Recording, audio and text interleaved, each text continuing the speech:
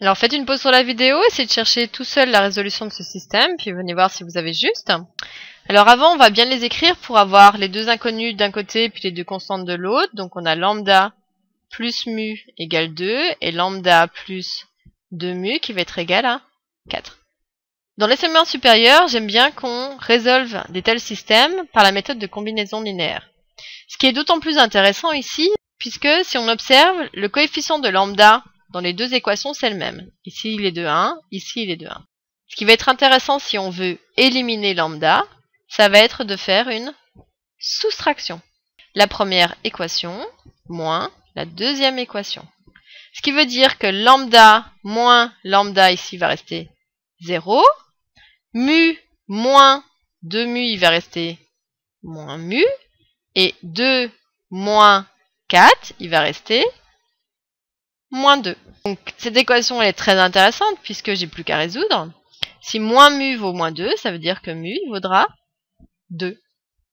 Et maintenant, je vais pouvoir remplacer mu, par exemple, dans la première, ici.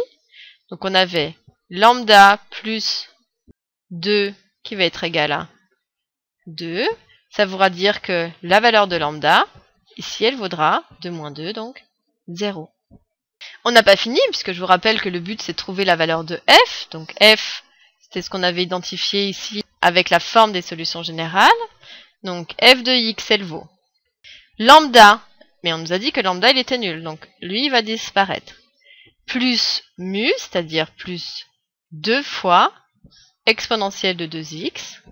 Et puis ensuite, il y a tout ce qui reste. Moins 4x exponentielle de 2x. Ici, on pourra arranger un tout petit peu cette forme, ou bien travailler jusqu'au bout, c'est-à-dire en mettant exponentielle de 2x en facteur. On aurait même pu mettre 2 exponentielle de 2x en facteur. Facteur de quoi? Eh bien, il va rester ici 2, et ensuite on a moins 4x. Donc ce qui pourrait être intéressant ici, c'est que sur vos calculatrices, vous traciez cette fonction, que vous vérifiez bien qu'elle passe par le point de coordonnées 0, 2. Alors on le voit tout de suite, parce que si on fait l'image de 0, ça fait exponentielle de 0 fois 2 moins 4 fois 0, donc ici ça fait 0, donc ça fait bien 2. Donc déjà c'est certain que ma courbe elle passe par le point de coordonnées 0, 2.